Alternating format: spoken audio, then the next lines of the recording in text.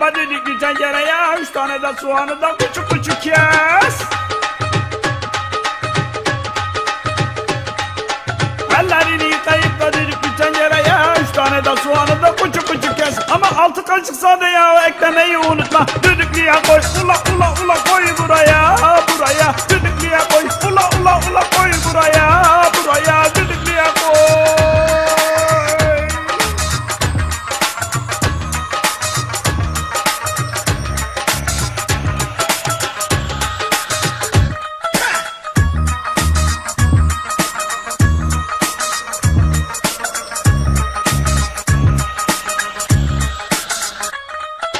Ve şimdi de 250 gram koyun etini koy, al kaşığı eline ve başla karıştırmaya.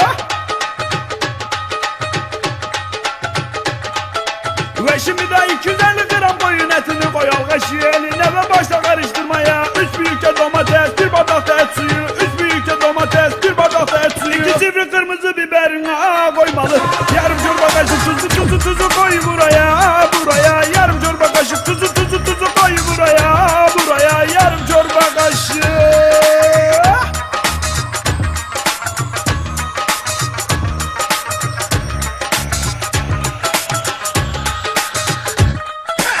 Elimizde 400 gram fasulyemiz var da, düdüklü tencerenin de kapağı da orada.